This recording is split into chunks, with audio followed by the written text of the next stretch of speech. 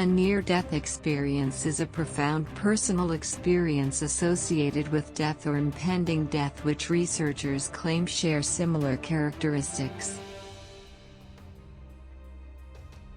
When positive, such experiences may encompass a variety of sensations including detachment from the body, feelings of levitation, total serenity, security, warmth, the experience of absolute dissolution, and the presence of a light.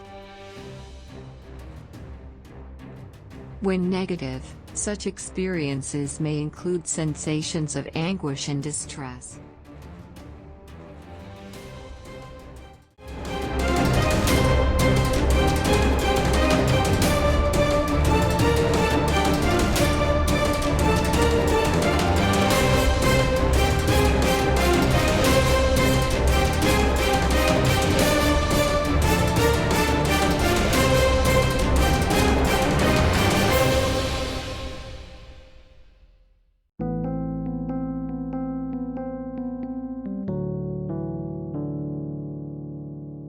On Halloween night in 2012, I was riding a moped to my friend's house to hang out.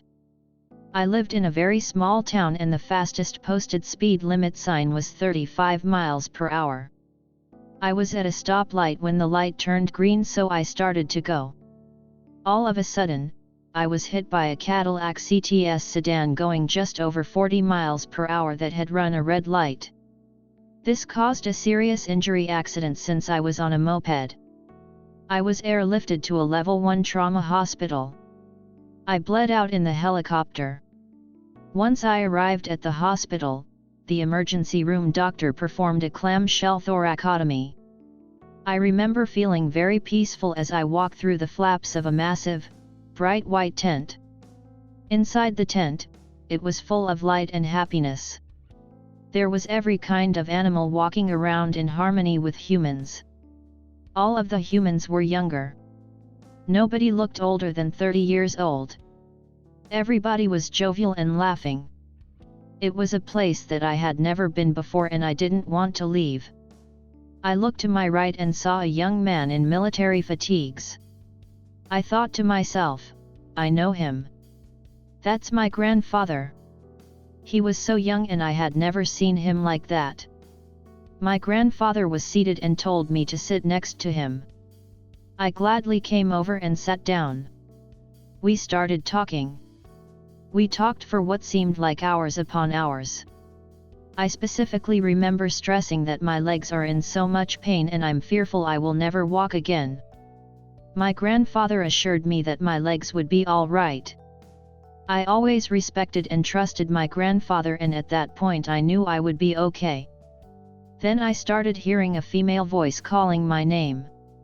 After a few times of hearing my name, I recognized the voice as coming from my mother. I told my grandfather that I have to go because Mom is calling me and I don't want her to be upset. My grandfather asked me to stay with him. I remember considering what I should do. I remember getting up from the chair and heading towards my mother's voice. Then I woke up from my coma. My mother kept whispering my name in my ear and telling me how much she loved me. I was back in this world we call life. After a few weeks, a nurse had asked if I went anywhere while in my coma. I told her yes and proceeded to tell the nurse and my folks where I was and what I saw.